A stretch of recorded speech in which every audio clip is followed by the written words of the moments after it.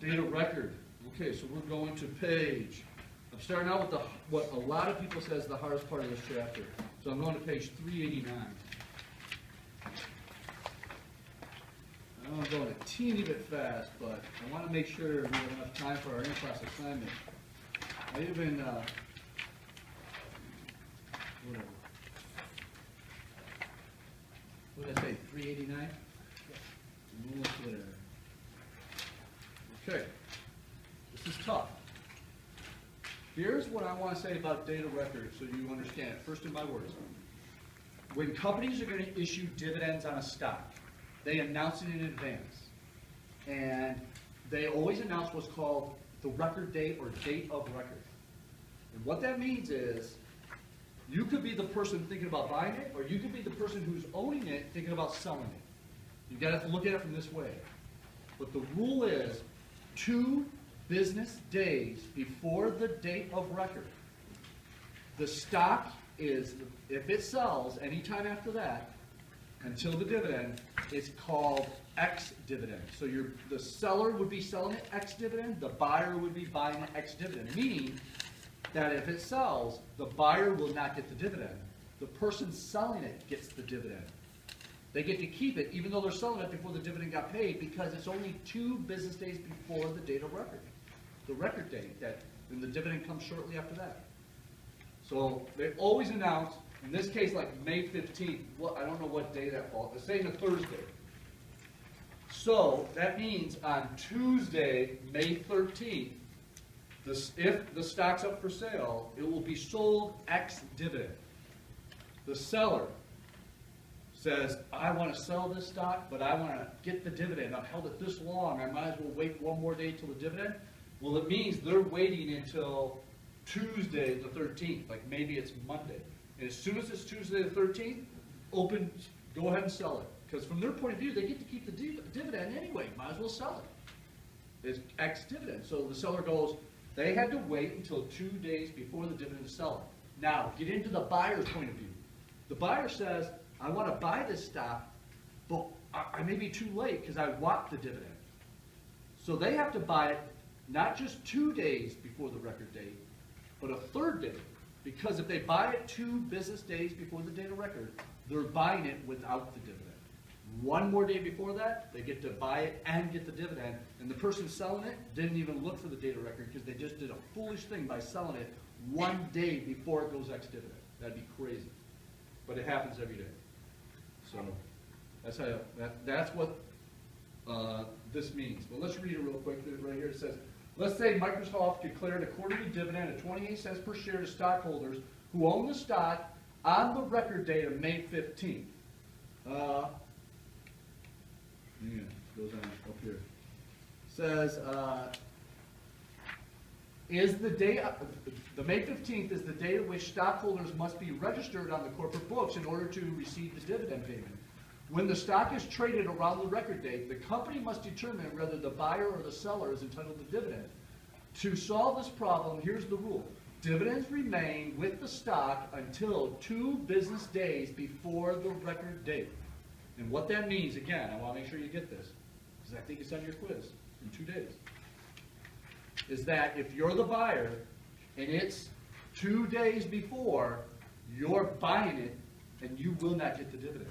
Even though you're buying it and the dividend's coming out in a week or 2, the person selling it gets to keep the dividend because it's 2 business days before the date of record.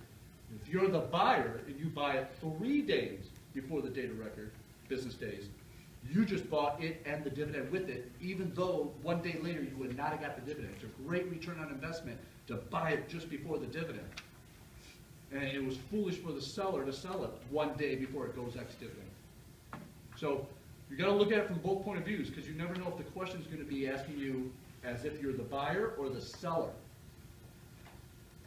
For example, you're the seller and you want to keep the dividend. What's the earliest date you could sell it if the date of record is Thursday, May 15th?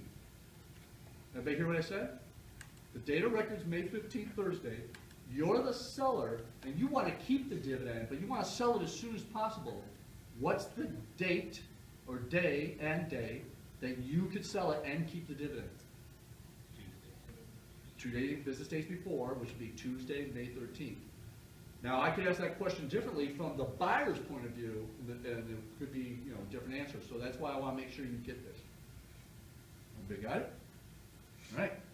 We're going on to the next item. Stock splits. Stock splits is one of the ways that I used to find it easy to make money off stocks because stock splits are a lot different now. The internet didn't exist back in my days. So stock splits now, you don't make as much money by taking advantage of people not realizing a stock's about to split. But what used to happen is, let's say you own, I don't know, let's go with something good, 600 shares of a stock. And a stock announces a split. And they announced a 2-for-1 split. That means your 600 shares on the date the split takes place, you're handing those in, and you're getting 2 shares of a new stock for every share you hand in. So if you're handing in 600 shares, you now are going to have 1,200 shares. But here's the deal. Let's say these shares were $20 each. How much was the value of your 600 shares at the time, right before this split took place? $1,200, I think. Is that right? Someone confirm that for me on the calculator. Huh? Is it 12,000 or 1,200? 12,000. 12,000. That makes sense. Where's the ratio? Okay. You ready? $12,000. Now, the split takes place, and you doubled your shares, but it doesn't change the value of your holdings. As your shares double, the price at the exact same moment drops. Well, in this case, because it's 2-for-1, it would be in half. So this would go down to $10 a share, which equals 1,200 times 10 is $12,000. The value does not change. So how do you make money off this? You buy the stock before the split takes place. Then the split takes place. In the old days, all of a sudden this price starts to increase because there's a whole bunch of buyers who had maybe their computer software set up to where they're going to buy if the price falls below 18 or something like that. And these buys start to take place, and people are just going, oh, that looks like a good value, because they didn't realize a split just took place. You already own the 600. And you watch this price go up to $12, $13, even $14 before it levels off. It's going to head back down. So that's the moment you sell your 1,200 shares. Your 12,000 turned into 14,000 based on naive investors who didn't realize a stock split just took place. And they artificially increased the price by demand, by buying up a bunch of shares thinking it just became an opportunity, when really nothing changed. Now that computers exist, this doesn't happen as often. But that's kind of what's being described there. And I did take advantage of it when it used to happen. All right, so there's stock splits. I want to make sure you get this. I want to reverse this, just to make sure you get this. The company announced a 1-for-2 split. It's called a reverse split. So every 2 shares you hand in, you get 1. So your 600 turns into 300, but at the same time, let's see, 1 for 2, 300. This price is now $40. It is still $12,000.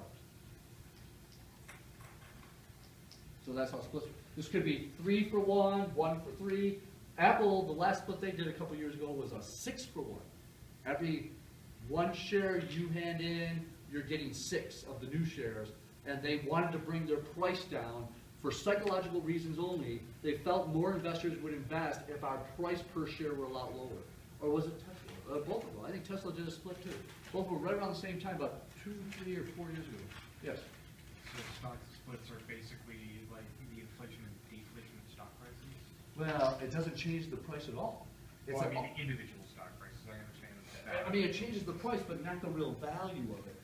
It's for when a stock gets to like $1,000 a share, you'll see a stock split mostly take place because they feel, why would an investor buy even 1 share if it's $1,000? If we get, and this is where they would do something like a 5 or 6-for-1, 5-for-1.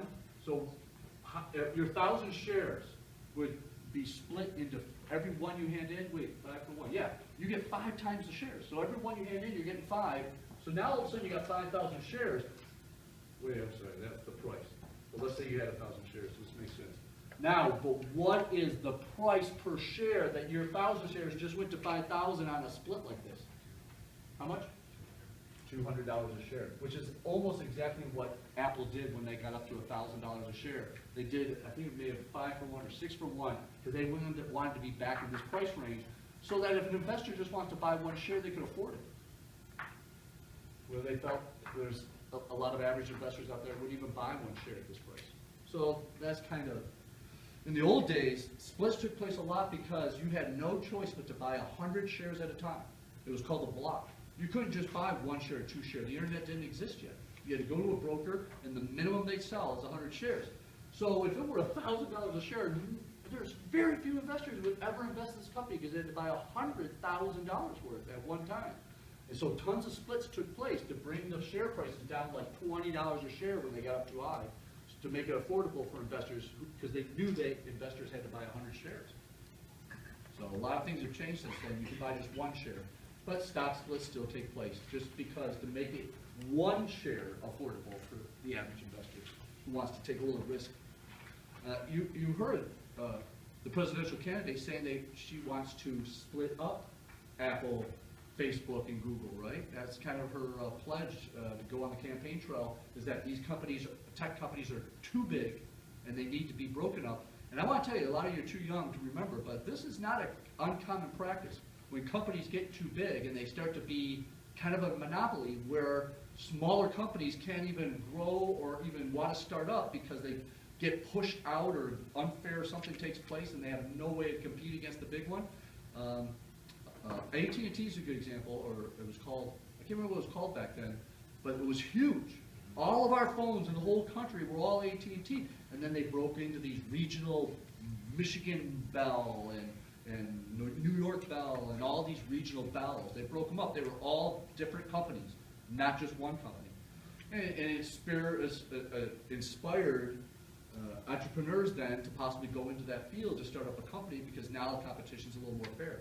Well, that's what's happening. That's the first time I've heard a presidential candidate saying they want to break up Google or Facebook or Apple, you know, and you got to say to yourself, is it time? Are they creating a situation where a startup would have a lot of problems because they'll either get bought out for a low price because they know they can't compete, or they'll just go out of business? That's what that presidential candidate's arguing, is that that's starting to take place possibly. I don't know. Why am I bringing it up when we have no time? That's stock splits. Convertible preferred stock. It won't be on the quiz. How's that? But what it is, if you own some preferred stock and it's convertible, it will literally say right on or in a press release or something that at some time you decide you'd like to sell your preferred shares. You can see what the market price is, and sell your preferred shares, or it will say on there that you could trade it for like 100 shares of common. That's convertible. And what's nice about this, a lot of investors feel that preferred stock that has a conversion option is less risky than a preferred stock at all. And the reason is because it gives you options. If you're not happy with the price that you could sell it at, you're investigating what's their price for their common shares right now, what times 100, would I get more money by converting, then selling, or just selling? And it gives you options, and that's why they consider it less risky. So that's what convertible is. Now I mention it? Maybe it should be. I pressed on. Corporate earnings. Wait a minute, what slide am I on? Slide 12. Corporate earnings. I want you to put another word next to it. It's either net income or profit or corporate earnings. However it's said, one of those 3 ways, they all mean the same thing. It's what's left over after the company pays all its expenses and taxes. Net income, earnings, or corporate earnings, or I forgot what the other word was. Profit. All right? I wanted to show you a quick example. We were just talking about a company. Was it this company? Yeah, right there. That net income, matter of fact, does it carry down to the bottom here? That's basically their earnings, but in this case it's a loss. All right? Applicable to common shares, meaning you could, this is it. This is how much we lost for the year. You can apply it to the common shares by dividing this by the number of common shares, and that will give you the earnings per share. Earnings per share. And it's whatever their after-tax income was. I don't want you to get confused because it's, and I think I posted these problems. I don't know if anybody saw them. Where's the earnings per share? There's a stock split example. Here we go, right here. Right here where it says, what company is this? The financial statements for Kentucky Gas and Oil. The firm reported after-tax earnings of $1,200,000. That's the same as profit. That's the same as corporate earnings. That's the same as net income. That's the numerator on this equation, earnings per share, and that's what's important because you will, you're going to have to calculate this, and I need to make sure you understand what's the numerator. And there's a really good example on page 398. I think we looked at this already, so this is kind of review, but down here at the bottom, earnings. So here it's not even called profit, it's not called net income or corporate earnings, just earnings. Again, it means all the same thing. It's the profit or earnings or whatever you want to call it divided by the number of outstanding shares. So there's an example of it right there. Okay. Oops. Let's see, where are we at here? Price earnings ratio. Let me go here. Now, we've been talking about this a lot. Does anybody remember what the average range is that most companies have PE ratios?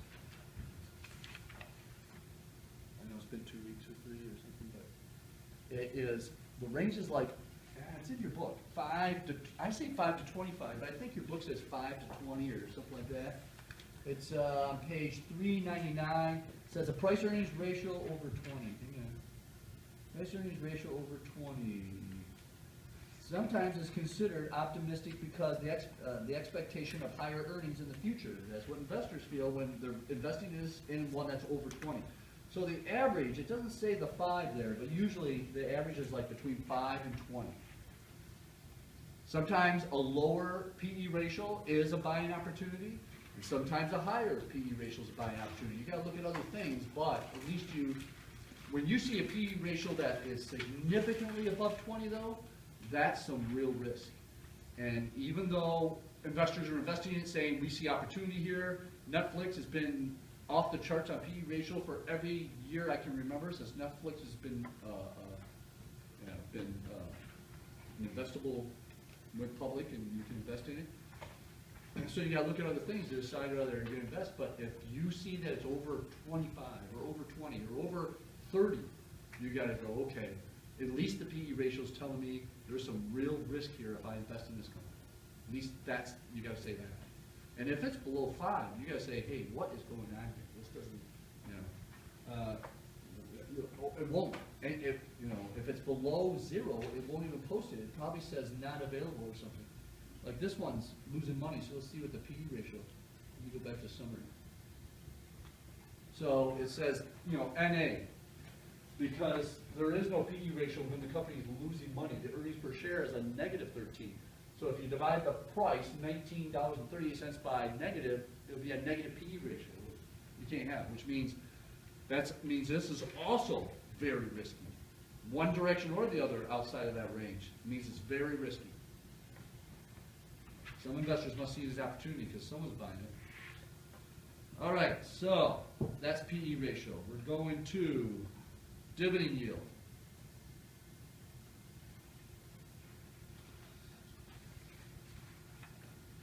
Dividend yield helps you monitor the value of your investment if it pays dividends. Now, one thing I think only one person brought it up, is that in your portfolio on Investopedia, if you happen to be invested in a company that pays dividends, and they happen to pay dividend while you own it in the game, it doesn't show up in the game. What does that mean?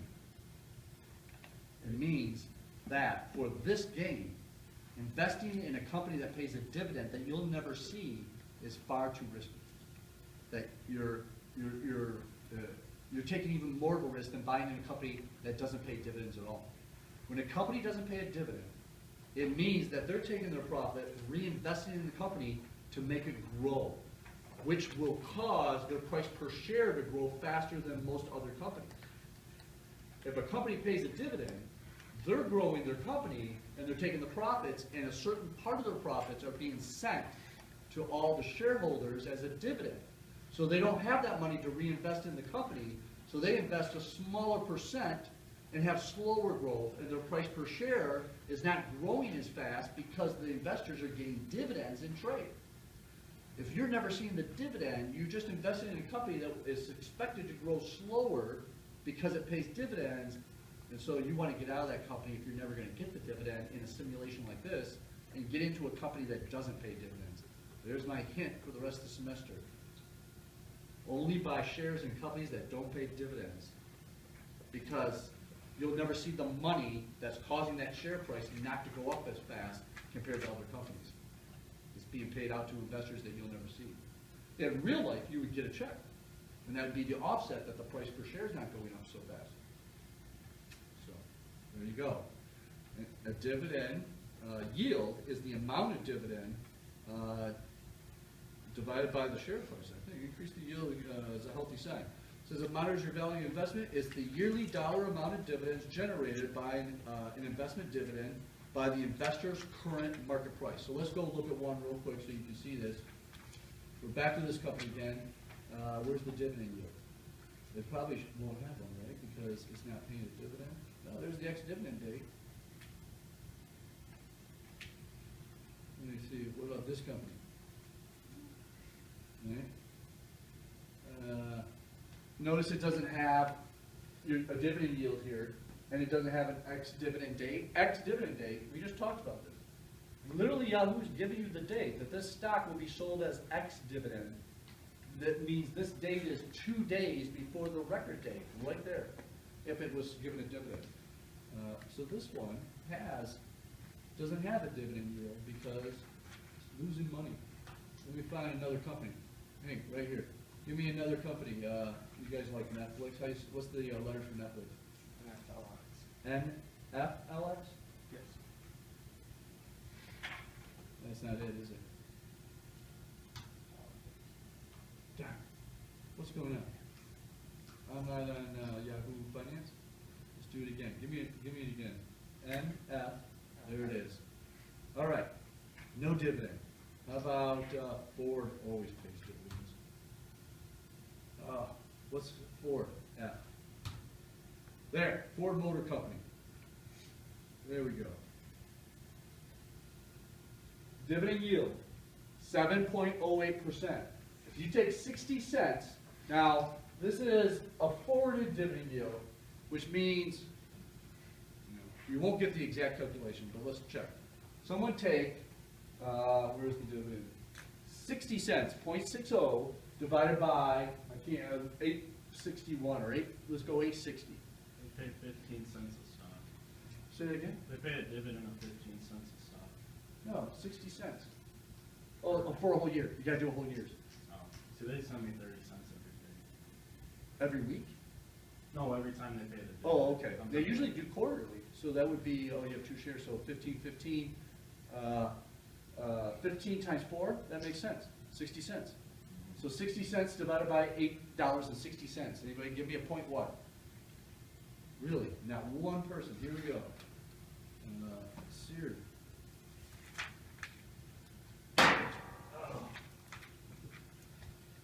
What'd you get? Point 0.6968. 0.69. That's like 7%. So it's the amount of dividend for a whole year divided by the price that it's selling for. Okay, there's your dividend yield. What does it mean? It means you're going to make 7% on your investment if they keep paying that dividend if you bought it at $8.60 or 59 cents a share. So even, as long as the price doesn't go down too far, you're going to make 7% on your investment. Because Ford's one of those companies who are pretty consistent, pretty I don't know what the word to use, but they're really make sure and pay their dividend. They're kind of like old school companies, IBM, old General Motors back in the past before they went bankrupt. You know, the big companies back in the old days that paid dividends, that was their deal. That you invest in us and we're going to send you a check every 3 months. That was their thing. So don't worry too much about the price because you're going to get the 60 cents every year. And since you only invested not $8.59, you're going to make 7% on your investment if you never sell it, as long as they keep paying that dividend. What happens is if a company starts having bad financial situations, they'll start lowering the dividend. But you know, companies like Ford, they're pretty adamant about never lowering the dividend unless they absolutely have to for some reason. All right, so there's what dividend yield's all about, what you can make. Now, if you buy this and then it still only pays that and the price per share goes down, you're still making 7%, but the value of your stock has gone down significantly. If you ever sell it in the big picture, you've made a lot less because you have to sell it for a loss if the price per share went down. As long as you're hanging on to it, you're making 7% though, until you sell it. As long as the price comes back to what you bought it for, you will then sell it. You've made 7% per year on that investment. Okay, after dividend yields total return, this will be also a review, which I'm on page 400.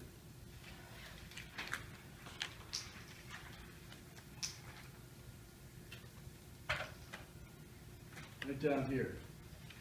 Total return is all the money made on the investment, the dividends that were paid, and you sold it for more than what you paid for it, would be a capital gain.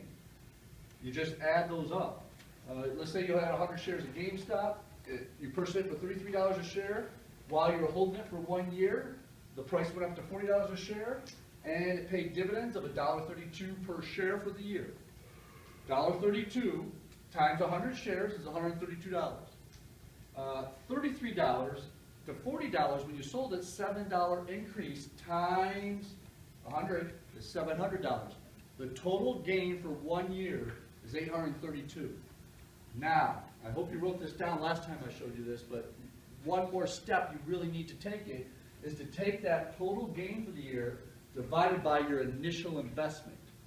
And this gives you your percent return. This is your dollar return, total return. This is your percentage total return. If someone makes $832 in 1 year from a $3,300 initial investment, they've made 25.2% of the money, which is unbelievably great. Now, the only thing I want to prepare you, and I said this last time we talked about this, is if this story said 2 years, this last step here you would divide by 2. Because this is the amount you made for 2 years then. And the question is going to say, what was the percent yearly? So the last step would divide this by 2. If it was for 3 years, you divide by 3. 4 years, divide by 4. All right? Too easy, right? All right. Book value, also review. I'm going to do the example at the bottom of page 401. I like this example. This again's review. Net worth of the company divided by total number of outstanding shares. How do you get the net worth of the company? All the assets minus all the liabilities. The story says they have $19,345,000,000 in assets, $12,009,000,000 in liabilities. The difference divided by 700 million shares. The book value is $10.48 per share. What if I said something about, is it on there? It's not. Price to book ratio. Is that not on there? It's not, is it? Price to earnings ratio. That's the PE ratio.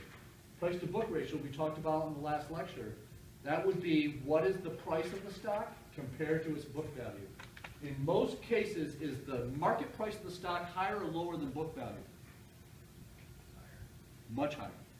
In the old days, I used to say, if it's more than 3 times, this stock's too risky, why buy it? But today, it's more like, as long as it's within, 8 times the book value, it looks like it might be something to buy because things have changed so much. Everything's so priced so high in the market compared to its true book value. If this company goes out of business, though, this book value is all the shareholders would get. If they sell off all their assets, pay off all the liabilities, and then take the money and start splitting it up among the shareholders, which would be book value.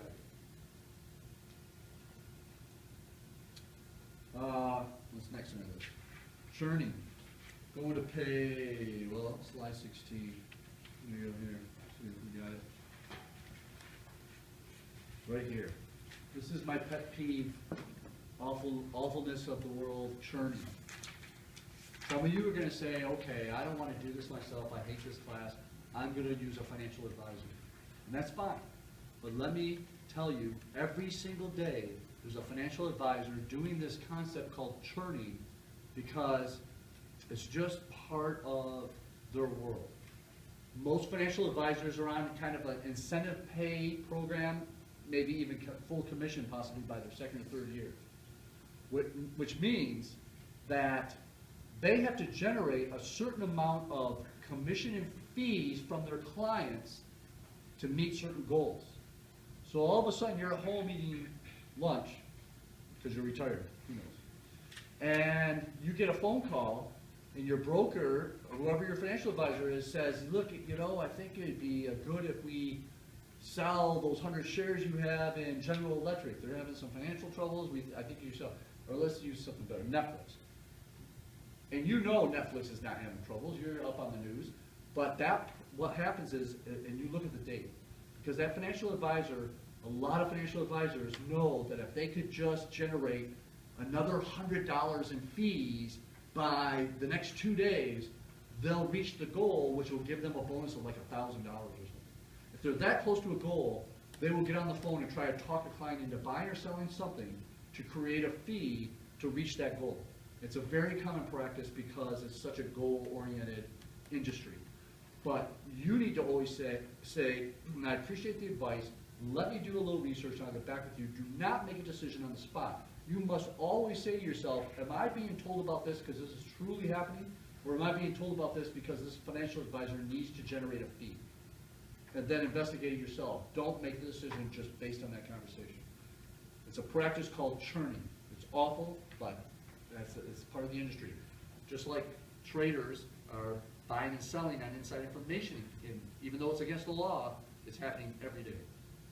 Do the use of a fiduciary, would that help? Now, if it's a retirement, only the retirement programs have to be in a fiduciary account, not your savings money invested. But a retirement program, it is against the law for them to call you and try to get you to buy or sell something that's really not in your best interest, and is in their best interest. That's if it's a retirement. If it's in an IRA, 401k, or pre-tax money. And they now, since the law changed, your pre-taxed money, even if it's in like the savings account, they call a money market account within a mutual fund, they have to put it in a FDIC insured account, even at a brokerage now, if it's your retirement, to protect it from a financial crash. So it'll be insured. And if you have, when you get older, you're going to have like 300, 400,000 in your retirement. You know, you have your own savings, you have your house that you almost paid off, and you got this retirement, $300,000, $400,000 in it. Because the laws changed, you say, I'm old, I can't take risk. I want it all in safe investments, money market.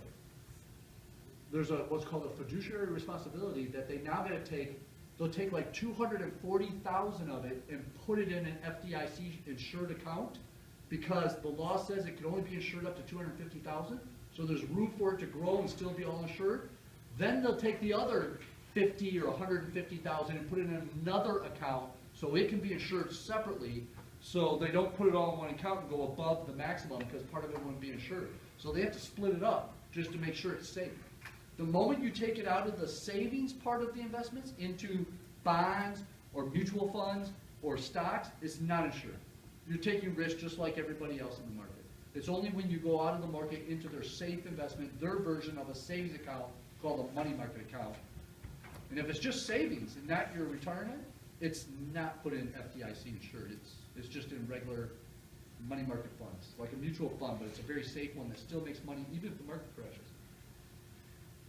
So, is that, who has, who, yeah, does that answer that? Yeah. Okay. Where are we at? After churning, market order. I'm going to, all right, We all know what market order is.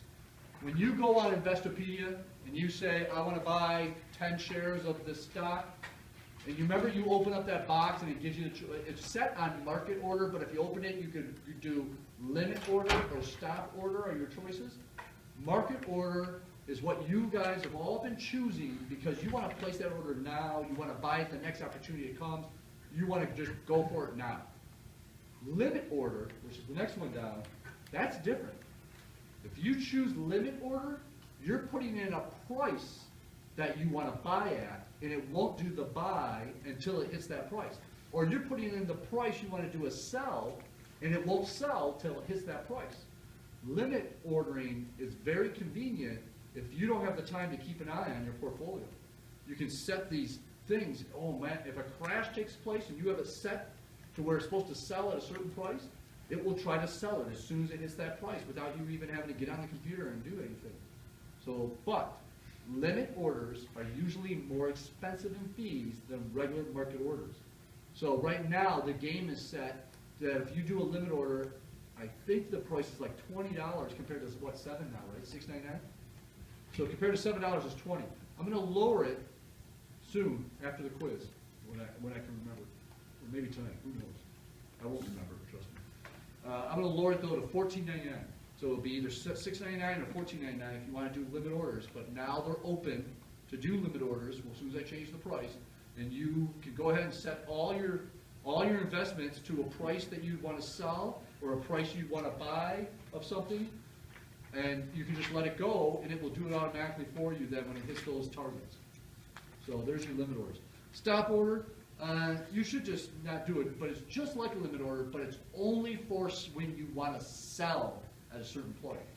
Here's, in real life, stop orders are important if you do set it up, because a brokerage during a crash, they're processing the sells as fast as possible.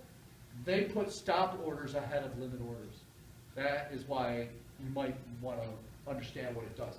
And usually it's slightly more expensive, but when they're processing the sales as fast as they can because the crash is taking place and everybody, a whole bunch of people got these limit orders or stop orders set up, they're doing the stop orders first. They have a preference over limit orders. But they're going as fast as they can, and they're going to get to the limit orders too. Just so you know. For what specific reason other than that would you want to prefer a stop order over a limit order? Just because, that's why I'm not going to put stop order on a quiz. Only if you're an investor who wants that little advantage of being sold first if a crash were taking place. That's the only advantage.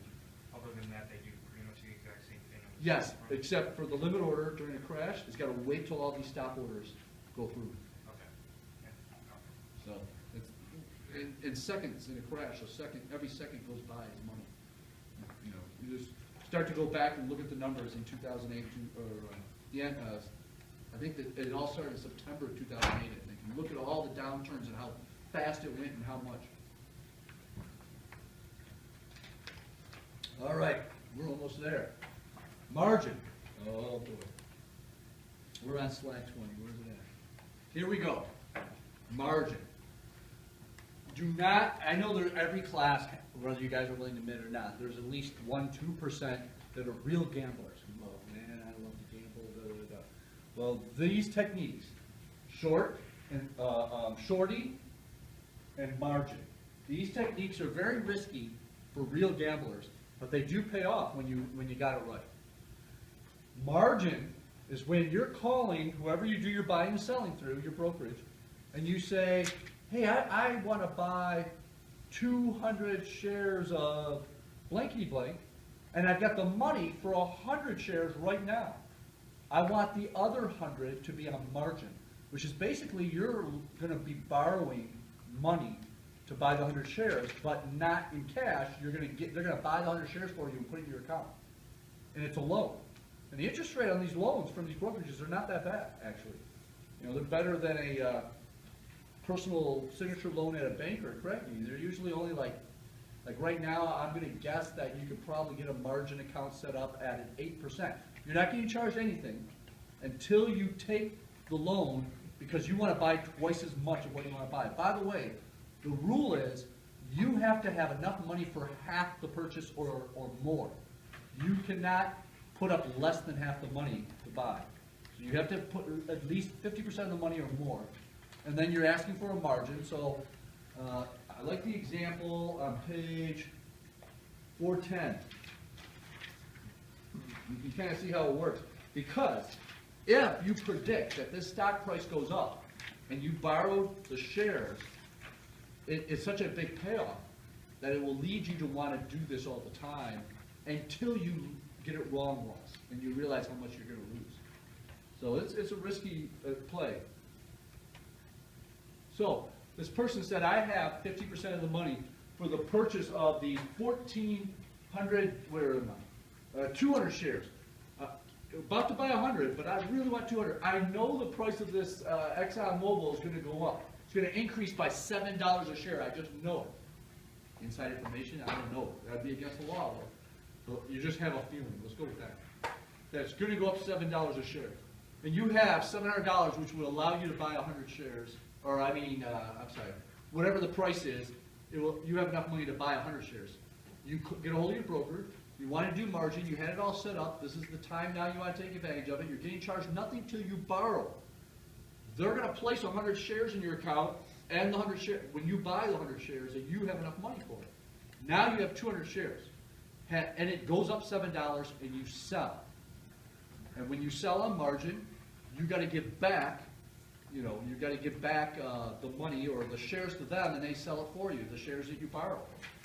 They charge you a fee at the interest rate I mentioned. Now think about this. I don't know how much the price is per share in this example, but let's say it's $100 a share. The other 100 shares that you borrow is going to be, what is that, $10,000? 100 times 100? Is that 100,000? 10,000, right? $10,000 you just borrowed. They're charging you, let's say, 8%. So multiply it times 8% for a year. But you only borrowed it for a month because the price went up in 30 days, $7. So you would divide by 12. You only owe interest at 8% on $10,000 for 1 month, not 12. It's a very small amount. But look at the gain. Because it went up $7, had you only bought 100 shares, you'd come out ahead $700. But because you borrowed 100 shares, you get to keep $1,400 minus that small fee you got charged for borrowing. What happens if it goes down? $2. If you own 100 shares, you lost $200. But if you own 400 shares, right? What did I say, $2? You're going to lose $400. You lost twice as much money. And you got to pay back, the shares. So you're giving them 100 shares, but you lost money. So you got to pay them the difference plus the fee. And then you sell your shares for a loss of $200. So you lost over $200 with them and $200 on your own. It doubles your loss plus. So that's why it's really risky. You've got to really know that this stock's going to go up in price to borrow 50% from the brokerage. It's a very common practice, though. And they're actually lending you shares they already own. And they may be holding it for another investor. So they're really lending you another investor's shares, but they're the ones making the fee on it that they just lent you. A lot of big brokerages have their own shares that they lend. They own their own shares because transactions take place so fast, they want to have shares in-house to be able to take care of customers. So, okay, now the last one, shorting. Let me go back to here. This is really risky. Very much like margin, except the opposite's taking place. Are you ready? You think a stock's going to go down in price. You go, I know it's going to go down. Whatever this is, it's going to go down in price. And what you do is you get a hold of your brokerage and you borrow shares. You say, I want to borrow 100 shares. And it's like money, but it comes in shares. And now you have 100 shares you really didn't even pay for that you sell right away. As soon as you get them, the stock price goes down. You've been hanging on to this money that you just got from selling it. You take that money and rebuy them after the price goes down and return them to the brokerage plus the fee they're charging you for the loan. And since you got to buy them for a far less price than what you quickly sold them for when they lent you the shares, you get to keep the difference. That also is a very tricky process, but big payoff. But if it goes the opposite way, the price goes up. It's a bad deal. So you got to be careful. Here's an example of selling short. Your profit from a General Motors short transaction, $800, because the price decline, you knew it was gonna go from 40 to something. So it went down $8 a share. And you borrowed, how many shares? We borrowed 100 shares. And you took those 100 shares, that when you got them at $40 a share, you sold them right away, you got $4,000. And you're hanging on to the $4,000. Matter of fact, I can't remember the rules on this. They may have to hang on to the money for you. And the price is going down, and you have the shares, and it got to 32, your target price, and you sell the shares, and you got $3,200, and you now you buy the shares, and they cost you $3,200, and you say, here's your shares.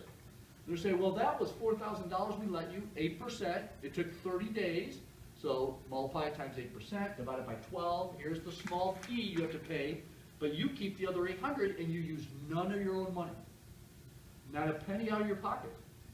You borrowed the shares, you sold them right away, you then rebought them at a lower price, you gave back the shares, plus a fee, you keep the difference because you knew the price was going to go down. This person's making, out of that 800, maybe $792, $792 out of that $800 they get to pocket. It was none of their own money. It was all just based on a loan. It's a crazy technique, though, if the price goes up, because you have to rebuy the shares then at a higher price and return the shares, and the difference is you're lost. The loss because the price went up, and you thought it was going to go down, plus the fee, which is not a lot of money, but the loss is usually a big deal. You lost money on their money, and you got to come up with the money to pay for the loss. So that's how that works. We are done with chapter 12.